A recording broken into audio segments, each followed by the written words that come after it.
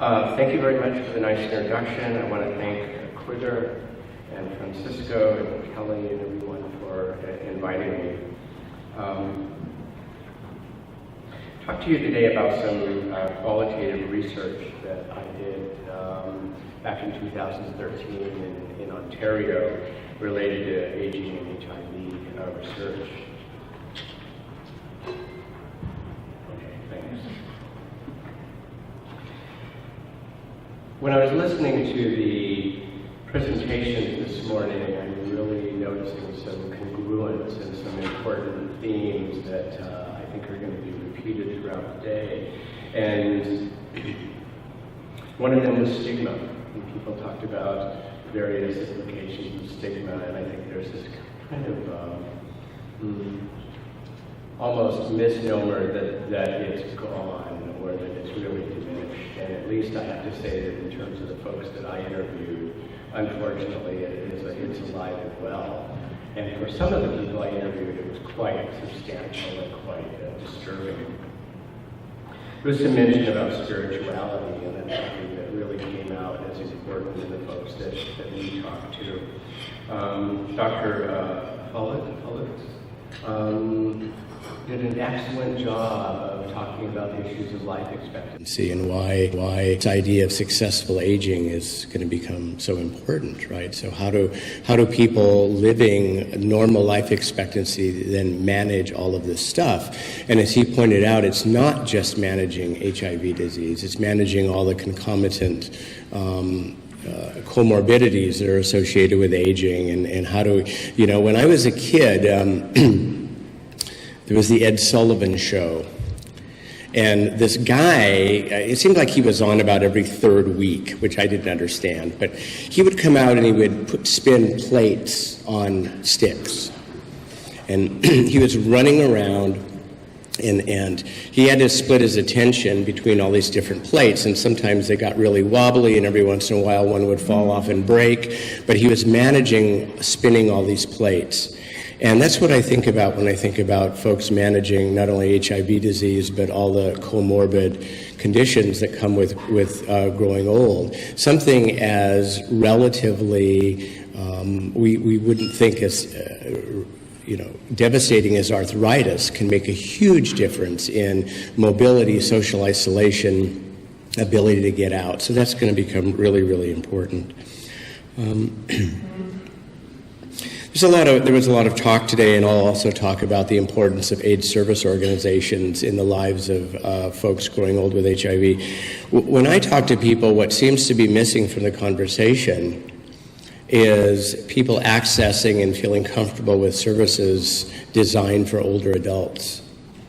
And I'm not quite sure what's going on there.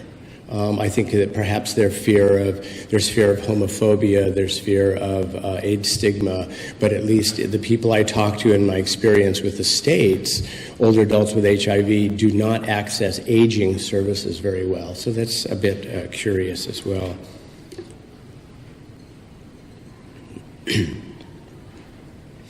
So I just want to mention that the research that I'm going to talk to you about today was supported by grants from Fulbright Canada and the University of Washington, Tacoma. And during the time I was there, I was a Fulbright Scholar at the School of Social Work at McMaster.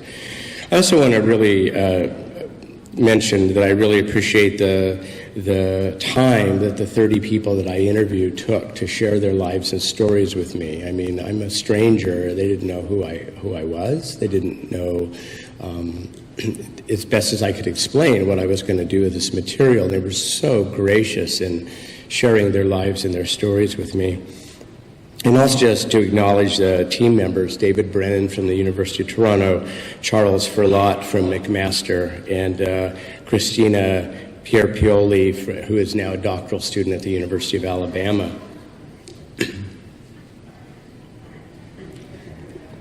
So we know this is nothing new. There's in the past 20 years, there's been a large number of increases in the number of older adults living with HIV in Canada. And it's a confluence of new infections, And when I talk to folks in the HIV world, this doesn't seem to be very surprising, but sometimes when I talk to especially younger students, and gee, how do older people get infected? Duh, the way everybody else does. But there's this interesting view. We carry an incredible amount of ageism, and it becomes so implicit and so subtle that sometimes we begin to create these ageist views that we're not really aware of. So as this confluence of new infections, and of course those aging well or aging in with HIV disease because of the issues of longevity, I started working in HIV in something like around 1987. And if you were an older person with HIV in those days, you were because you were infected late in life. People weren't growing older with HIV, and now, of course, that's possible. And so part of that increase. I just put this slide up to kind of remind us that this is a very, very diverse group of people, and oftentimes we start thinking about groups of people in very inappropriate, homogeneous ways. And this slide just is to remind us that there's subpopulations within older adults living with HIV that don't take into account gender, sexual orientation, gender identity, race, ethnicity, transmission risk. In the interviews I did, there were clearly very different experiences between those who were diagnosed roughly before 1996 or pre-HART eras, and those that were diagnosed after.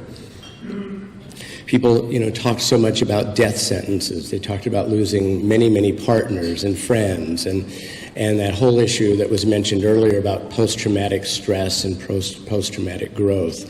And that's a very different experience than an older person that is newly diagnosed. Even among those that are newly diagnosed, many fall into that category of late diagnosis, where they find out that they meet criteria for AIDS when they learn that they're HIV infected. And of course, that creates this whole other set of problems around management and the almost immediate complexity of the issue. And unfortunately, what that says to me, when we look at in the States, when we look at data around late diagnosis, the slope is so consistent with the older the person is, the higher the percentage of late diagnoses. And so it speaks to issues of education and prevention, that older adults don't see themselves at risk, and as well, providers don't see them at risk. Right? I refer sometimes to what I like to call grandmother syndrome. So you have a provider, and a 75-year-old woman comes into your office. Do you do a sexual history on them? Probably not. Why? Because it freaks you out. The idea of talking to a 75-year-old woman about her sex life is something that makes you uncomfortable. So there's something about this that we need to do in terms of provider education as well. Okay, so we know there's a rapid growth in older adults living with HIV. We've established that, and that there is a potential for and actually evidence for normal life expectancy. So we're called to enhance our understanding of the socio-behavioral influences on aging with HIV to foster positive outcomes. Kevin High and his colleagues in a pretty landmark paper in 2012 said that we really need to look at successful aging with HIV as a research priority. And this includes things like positive psychology, resilience, mindfulness, social support, and any number of other items that they mentioned in the article. So the research question that was posed here is, what personal characteristics and resources are seen as contributing to successful aging with HIV among adults 50 and over living in Ontario, Canada?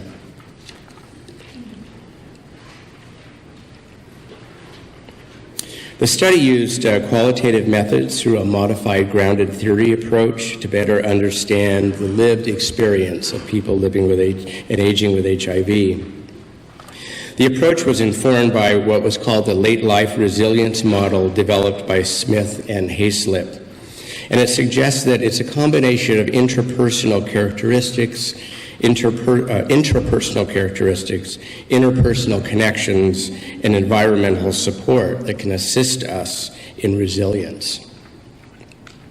We conducted in-depth interviews with adults 50 and over living with HIV in Ontario, Canada, who self-identified as aging well with HIV. And when Patty spoke, she talked about really asking people, what successful aging meant. And so our approach was a little different. Is part of the inclusion criteria was that they self-defined as successful aging. And in the kind of postmodern tradition of qualitative research, we didn't ask them to quantify that or qualify that. But everybody in the study felt that in one way or another they were aging successfully with HIV. We recruited participants from AIDS service organizations, medical clinics, newsletters through the OHTN, and any wide variety of people approaches. Most people came from Toronto or Hamilton, and all the interviews were conducted between February and May of 2013. The protocol was approved by the REB at McMaster University. So to be part of the study, you had to be 50 and over, HIV positive, perceived yourself as aging well with HIV, and we provided a $25 gift card for participation.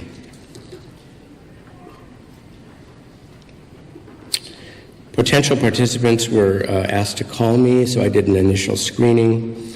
Asked them a series of questions, make sure they met the age criteria, or the inclusion criteria.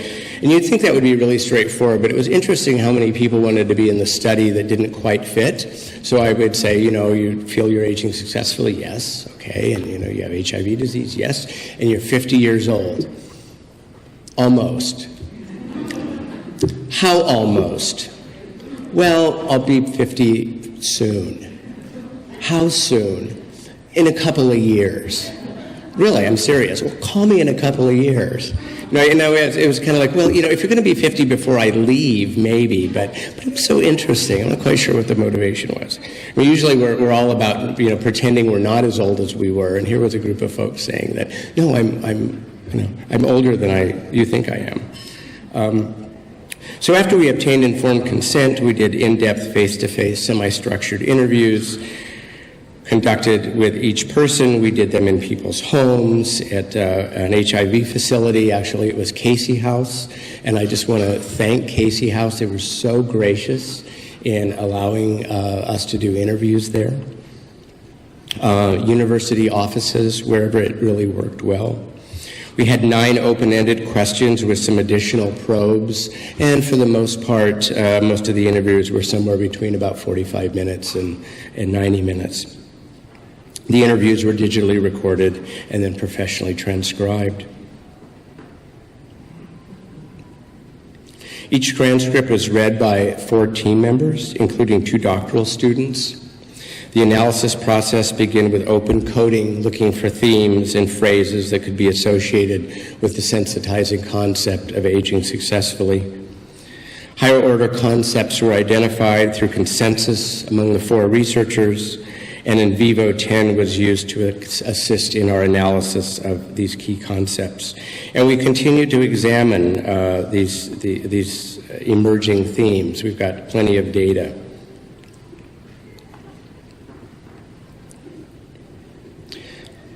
I had to notice the parallel and the similarity with the sample that Patty talked about. So the age range of folks in this study were 50 to 73. And the average was 58. About 2/3 were men, about 2/3 were white Caucasian, 60% were gay. Time since diagnosis, 4 to 31 years with an average of 18. And about half were diagnosed pre-heart, and about 60% lived alone. Our qualitative findings revealed some really important juxtapositions that is exemplified in this graphic. For example, resilience, by definition, occurs as a reaction and adjustment to adversity. Without adversity, there is no resilience. I'm not sure what you are if you're aging well without adversity. I guess you're lucky.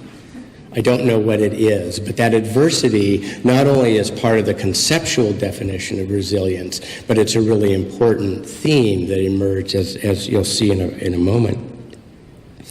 Societal reactions to the illness came in the form of social support from one's family and community, or rejection and stigma.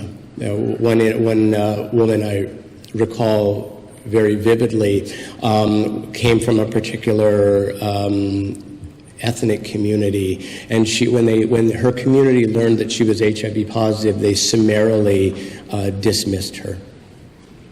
So the stigma within that community was so incredibly strong that it impacted her. So that juxtaposition. One's environment can be supportive with resources and care, or it can add to isolation and barriers. So the following slides I'm going to present talk about some of these major themes that emerge from the analysis, including resilience and challenges, social support, and the importance of an environmental context.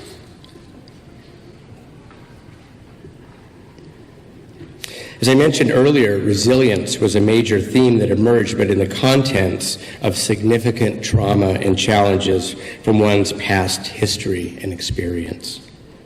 Due to the limitations of time, I can only provide some limited examples of these experiences, although the project yielded 700 pages of transcripts, which are deep and rich with examples of so many of these things. So I jokingly say I'm really glad that I've got some younger people on the team, because there's the possibility of posthumous publications, I think. So in terms of challenges, some of the things that people talked about, that idea of being diagnosed pre-heart.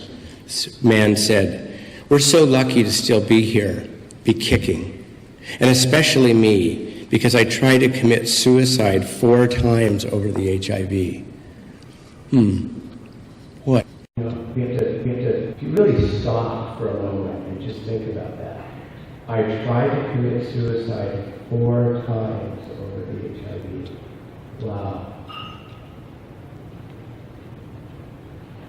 So next quote was a quote from a woman from West Africa. And I want to tell you that when she told me this story, it was quite matter of fact. And I was kind of taken aback and almost stunned by its just kind of the very factual way she told the story. One day I go into the city to do something, and there were 4 young men who robbed me and beat me all night, who raped me all night. I think I got it there. I've been a social worker a long time. I've been around the block. This story and the way she told it to me, it was very difficult for me to kind of respond in any way that didn't seem trite. But it begins to kind of frame some of the challenges and just the tip of the iceberg of the adversity that many of these people have experienced. This last quote again goes to that idea of history with HIV. 1988, it was one of the worst. My friends were dying by the dozens. I was still sexually active, so it was this menacing situation of, okay, I'm still doing it, but I don't want to. I know it could kill me. Oops. So some strategies that people talked about, and again, this is very, very brief because of time, and we're just really starting to dig into this, but I want to mention some things. One of the things that came up was self-care. Someone said, regular exercise, go to therapy with your issues, promote your friendships, be part of a collective, find yourself something passionate about, do it. One of the things that came up, we originally weren't asking this question, but spirituality and religion, including mindfulness, came up again and again and again. And so we decided we need to explore that a little bit deeper. And we're currently in the process of writing a paper on issues of religion and spirituality. But this quote really exemplifies it. The lipodystrophy caused me tremendous grief. And it was through mindfulness meditation that I was able to find the relief that I was seeking, just to be able to be in the world. Just to be able to be in the world. Mindfulness was something that came up pretty consistently, but the approaches ranged from being involved in very traditional religious practice, being part of a church and a religious community, to more amorphic kind of spiritual approaches, and sometimes a more secularized approach to meditation and mindfulness is here.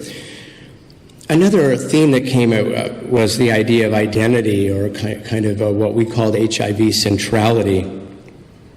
I accept my HIV. I don't see it as a black mark on me because I consider myself being more than my HIV. And that sense of identity and who you are, and that didn't drive who these folks were, seemed to be a key theme around their successful aging and their resilience. Generativity. I would say the positive aspects of living well with HIV is that I can take my experiences and volunteer in different organizations and teach other PHAs about my successes in living with HIV. One person said to me, "I'm an elder in the community." It was a really nice way to frame it.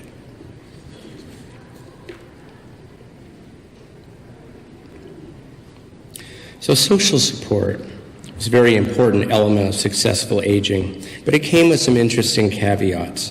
Many of the individuals we talked to had past and sometimes current histories of drug use and sexual behavior that were detrimental. So while it's clearly recognized the importance of interpersonal connections, they also realized that the quality was more important than the quantity. Sometimes when we look at social support and we look at social networks, there's this kind of almost idea that, bigger is better, more is better. And I think what the folks told me in their stories was they really challenged this. So they engaged what I ended up calling pruning. So I grew up on a grape farm. And every fall, we would go out and we would prune. There would be these long canes on the vines, and we would cut them back.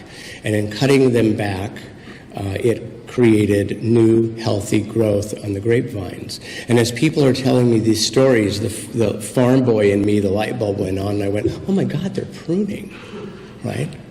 So we kind of divided this idea of social support into two camps. One we called letting in the positive. The only people that I have contact with are my friends that are positive. And in this case, positive wasn't referring to HIV status, it was referring to the attitude and the support of the friends. When you get older, it's now the quality of the friendships. It's the quality of the people you're interacting with. But they also engaged in this idea of pruning. Quantity is not high at all, quality, because I expect a lot. That means choosing the right people that you associate with. Some people just suck energy, and I have now been weeding them out.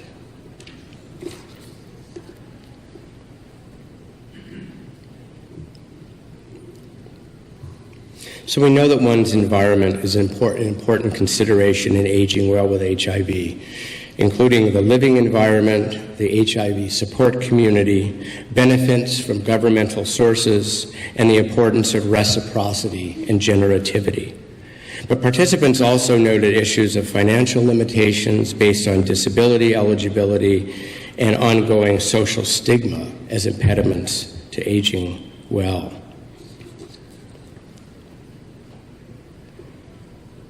In terms of supporting environments, one person said, I had the food bank for a little while. Now, with full pension, I've got enough money to buy food, so I'm all right. The more I thought about that quote, the more I thought about the context of what it meant for this person to be okay. And in this context, having enough money to buy food was doing okay. Yeah. This person said, so how do you give back? How do you say thank you for good health care? Well, you contribute as much as you can in the social structure. One of the themes that kept being repeated over and over and over again is this idea of generativity and giving back. And not everyone, but the vast majority of people I interviewed volunteered, often for ASOs, but not exclusively. And so that ended up really being important. But the environment can also be impeding. One person said, all my life I was so independent, and now I depend on insurance and subsidized housing and everything else, I'm not free. And I think that was a really important vantage point. This individual was saying not so much that the benefits aren't enough or that they can't live on them, but by being a recipient of the benefits, this individual felt they were contained. They were not free, as he put it. So there's kind of there's a dependence that's created. This person said, when people know that you have HIV, the whole world, then you feel like people staring at you. That alone can keep you up at night. And so this went to this idea of that stigma really still does exist within the general society, within particular communities, and that it continues to have some significant impact. I'm working on a study now, a research team it's called the National Health, Aging, Sexuality, and Gender Study, and we're following 2,400 LGBT older adults from around the United States for 5 years. And one of the things that we found was one of the measures in the parent study, which was cross-sectional, was around histories of victimization and discrimination. And one of the things that we learned is that even if those experiences were early in one's life, in regression models that had a substantial and significant role in decreased quality of life and psychosocial detriments. So I think that issue of what the impact of stigma and discrimination and victimization needs to be really noticed for the impact that it has, and the impact is long-term.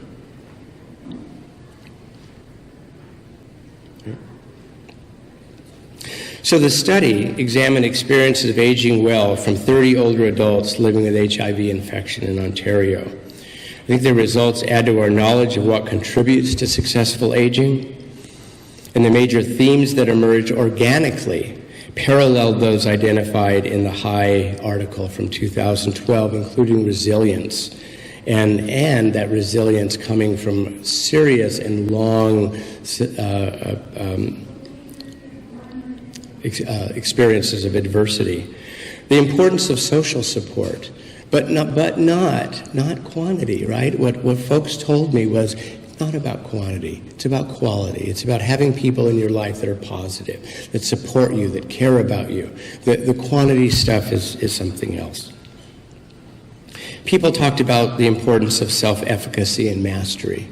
And we really weren't able to include those quotes here today, but the feeling that they can control their lives, that they're sort of they're driving the bus, I guess. Spirituality and mindfulness, very, very important. I'm currently teaching a class, a graduate elective in spirituality and social work practice. And one of the things that I realize as we talk with students is we're not very good, really, about doing spiritual assessments. We don't know quite how to do that. We tend to want to, please check the box. What box do you fit in? But how do we really assess people's sense of spirituality and religion, and where does that play into their life?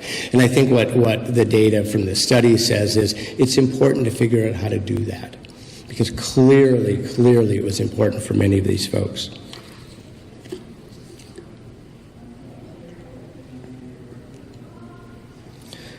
So, there's a resolve to fight HIV and to live long and healthy as possible. And this was really a central experience of the folks that I interviewed. I think practitioners can work to enhance self-care strategies as well as self-efficacy. So, some of our clients that come to us are really pretty good at self-care. Some of them are not. What is self-care? Is it about taking your meds and going to the doctor? Well, I think what folks told me is it's a whole lot more than that. It's about people in your life. It's about spirituality and religion. It's about your environment. There's so much to it. And again, we need to acknowledge the importance of spirituality in its many forms. So some people were, members of very traditional kind of Christian congregations, and they got what they needed from that. And others, very, very different. So how do we do that, right? How do we keep that in mind and assess that in a way that's meaningful and acknowledge it? Successful aging included the intentional formulation of social networks that promote self-fortification, resilience, and positivity. And aging well did, in fact, include interpersonal, and environmental components. Thank you.